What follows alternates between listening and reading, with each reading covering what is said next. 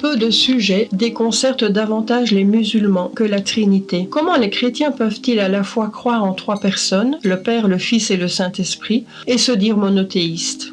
Il est important de souligner que le mouvement chrétien commençait avec des juifs tout aussi convaincus du monothéisme que le sont les musulmans. Les musulmans récitent la Shahada, il n'y a de Dieu que Dieu seul. Les juifs récitent le Shema, écoute Israël, le Seigneur notre Dieu, le Seigneur est un. Les premiers disciples n'ont jamais nié l'unicité de Dieu, mais à travers leur connaissance de Jésus et du Saint-Esprit, ils parvinrent à une nouvelle compréhension de Dieu comme communion d'amour. Qu'est-ce que cela signifie ? En bref, les sciences humaines nous disent que tout être humain est en relation.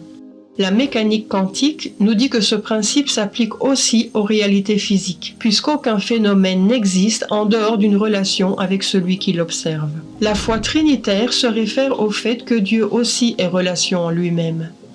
Voici une autre manière d'aborder la même idée. Les chrétiens affirment, à la suite de la première lettre de Jean, que Dieu est amour.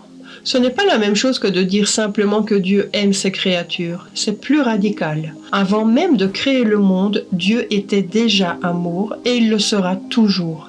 Dieu était et sera aimant, aimé et amour. Suivant l'exemple de Jésus, les chrétiens appellent ces réalités Père, Fils et Saint-Esprit. Dans l'islam, un hadith qudsi bien connu fait dire à Dieu « J'étais un trésor caché, j'aimais être connu, alors j'ai créé la création afin d'être connu. » Ce dire nous révèle quelque chose d'important, à savoir que Dieu aime partager sa richesse et c'est pourquoi il est cher à tant de mystiques musulmans. Mais en postulant une dépendance de Dieu par rapport à sa création, ce hadith suppose que Dieu avait besoin du monde pour être parfait. C'est pourquoi, en général, la majorité des savants musulmans le contestent, et à juste titre, à notre avis.